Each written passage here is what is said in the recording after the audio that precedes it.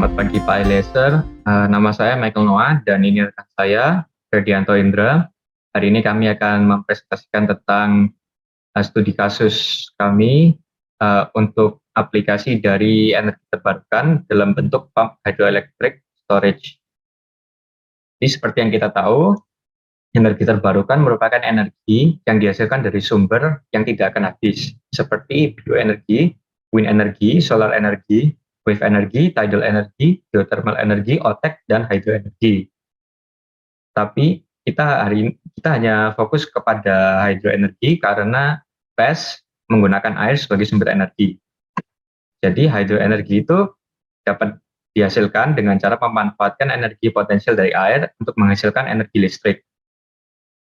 P seperti rumus yang tertera di bawah, P merupakan energi yang dihasilkan sama dengan G, gaya gravitasi, dikalikan Q, debit air, dikalikan H, ketinggian di mana air itu dialirkan, dan N sebagai efisiensi dari turbin. Air ini dapat digunakan pada fasilitas dam dan PES untuk membangkitkan energi listrik dari flow air melewati turbin.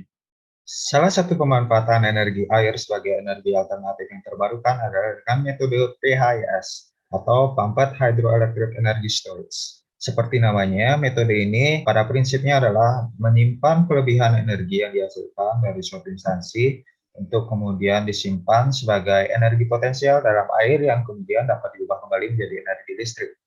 Jika terdapat suatu instansi dalam suatu daerah yang menghasilkan listrik, atau jika di Indonesia biasanya adalah PLN, maka instansi ini pasti berusaha untuk memenuhi kebutuhan listrik pada aktivitas manusia pada siang hari dan malam hari. Di mana aktivitas manusia pastinya mayoritas akan dilakukan pada siang hari, sehingga kebutuhan listriknya pada siang hari pastinya akan lebih besar daripada malam hari. Sebagai contoh, sini kita akan menggunakan pada siang hari 1000 MW dan pada malam hari 500 MW.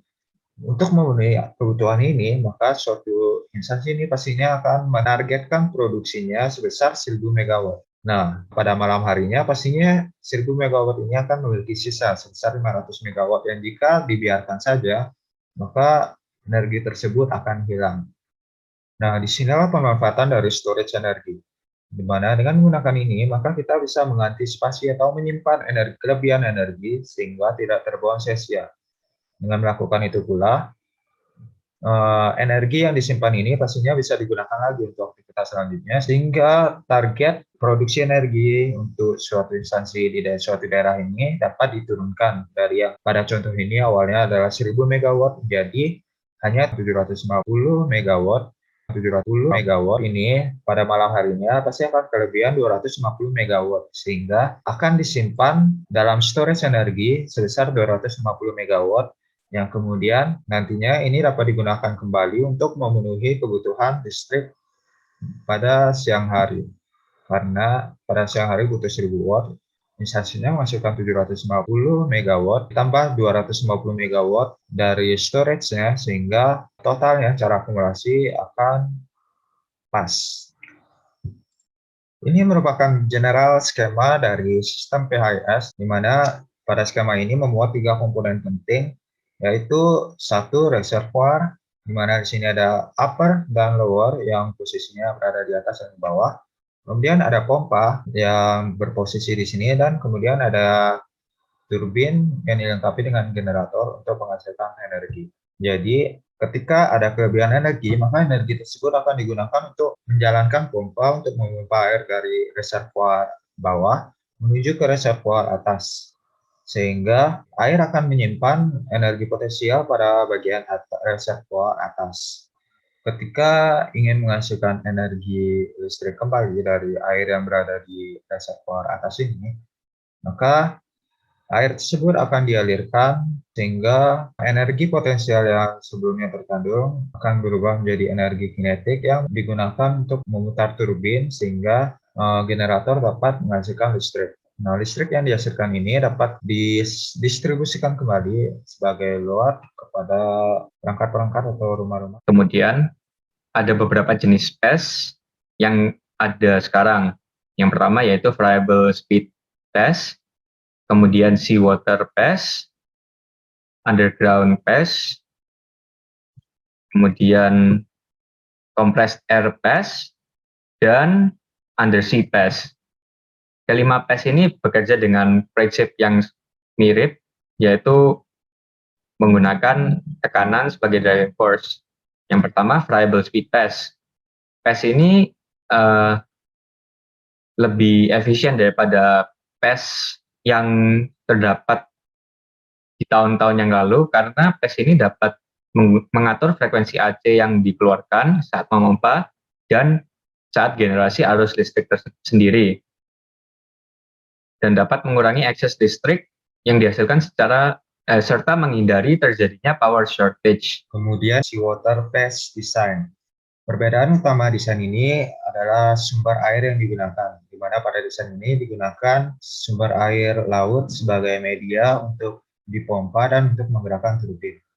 Kelebihan dari desain ini adalah dapat digunakan untuk klaim dalam skala besar, terutama ketika laut sedang pasang naik, sehingga akan ada banyak air yang dapat dipompa untuk menuju ke reservoir atas, yang kemudian dikembalikan lagi melewati turbin untuk menghasilkan energi listrik.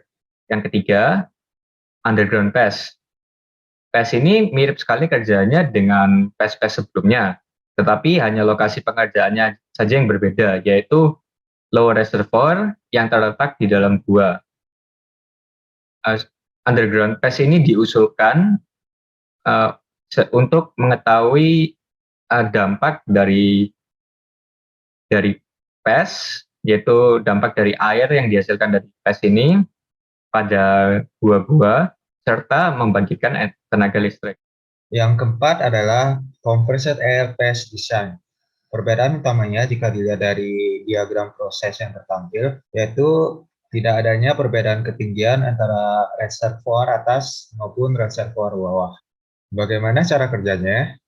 Pada mulanya, pressure vessel ini masih belum diisi oleh air dan hanya ada udara yang memuat di dalamnya. Kemudian, ketika pompa dijalankan, maka air dari sumber air akan mengalir menuju ke pressure vessel, di mana air ini akan mengompres udara yang ada di dalam vessel sebelumnya, sehingga udara yang di dalamnya ini akan memiliki energi dalam bentuk tekanan yang sangat tinggi. Jika ingin menghasilkan listriknya, maka pompa akan diregangkan sehingga akan terjadi perbedaan tekanan yang besar antara udara di dalam pressure vessel dengan udara di atmosfer di bagian sumber airnya.